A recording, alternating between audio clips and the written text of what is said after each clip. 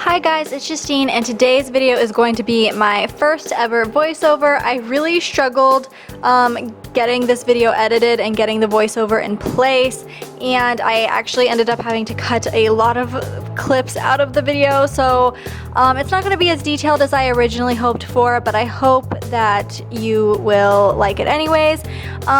Anyways, this is going to be a Pinterest-inspired Halloween lunch video. I will have all of the Pinterest posts that I either got these lunch ideas from or the posts inspired me to do a different kind of lunch idea. I will have all the posts that inspired me down below is basically what I'm trying to say. These are 5 different lunches. The first one is going to be a Bagel Spider. I just heat up a bagel. I actually heated this bagel up in my oven because it is too small for my toaster, and so I put it in my oven for like 2 minutes, and then once it was nice and golden and crispy, I took it out and put some cream cheese on it. My son loves cream cheese, so I lathered it on pretty thick. Then I went ahead and just stuck some pretzel sticks into the side to make little spider legs, just like so.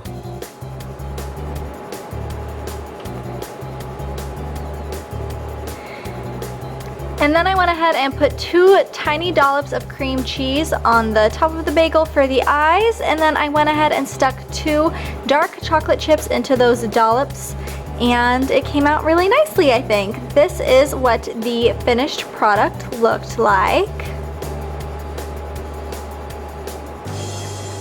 And then I also, for this lunch, I went ahead and took a little orange and a Sharpie and drew a little pumpkin face onto the orange to make it look like a jack-o'-lantern. One other thing that I did in some other lunches is I took a cheese stick and drew a little ghost face onto the cheese stick. Similar idea, just for a side in those lunch boxes, so you probably saw that at the beginning of this video. Next, I am making some hot dog mummies, and so I just took this Pillsbury croissant rolls and I am cutting it into little strips for the mummy bandages. This was actually pretty hard to do because the dough was really sticky, and so the knife, I was having a hard time cutting through it. Here's a better clip, more zoomed in, so you can see how I'm doing it. They don't need to be this exact same size. They don't need to be perfect at all because you're just going to be wrapping them around a hot dog, and even if they're messy, it's still going to give that like messy, scary mummy look. And then I'm just wrapping them around the hot dogs in no particular way or order, just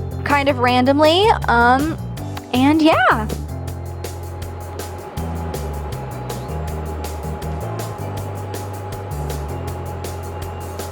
And I just did that over and over again with all of the hot dogs. I actually used turkey dogs because they are just less expensive and my son can't tell the difference. So again, just wrapping the dough around the hot dog. And then I just cooked them according to the instructions on the Pillsbury croissant package. One thing that you can do is if you're making a lot of these at one time, instead of putting all of them into the fridge, you can freeze them and save them for later.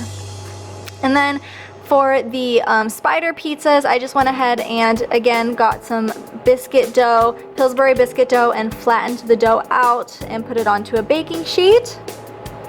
And then I just put some spaghetti sauce. You can use any kind of sauce, marinara sauce, whatever you have. And then I also just sprinkled some cheese on top of that.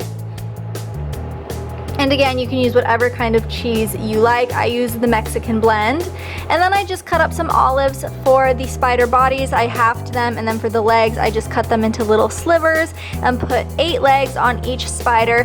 But one tip that I will give you, which I should have done when I made these, is instead of putting the olives on before you cook it, cook your pizzas first and then put the olives on afterwards, after the pizzas are cooked, because as you can see, when I cooked them, the olives got spread out. So I suggest cook the pizzas first, and then when the cheese is still warm and sticky, then stick the olives on into the shapes that you like. It will give a much better shape.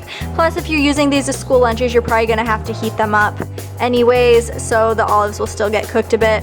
Next, I'm making some open-faced jack-o'-lantern sandwiches. I cut the crust off my pizzas, don't worry, or I cut the crust off my sandwiches, but don't worry because the crust doesn't go to waste. I will either give it to my daughter to eat because she's 9 months old, or I will save it to crumble up for other recipes. And then I'm just gonna take I folded the turkey on top of it, by the way. You saw that clip a second ago, but I folded the turkey on top so that way I wouldn't have to waste any turkey because it wasn't a square piece. And now I am just cutting a jack-o'-lantern face out of the cheese, which is the fun part, and it's surprisingly easier than it looks.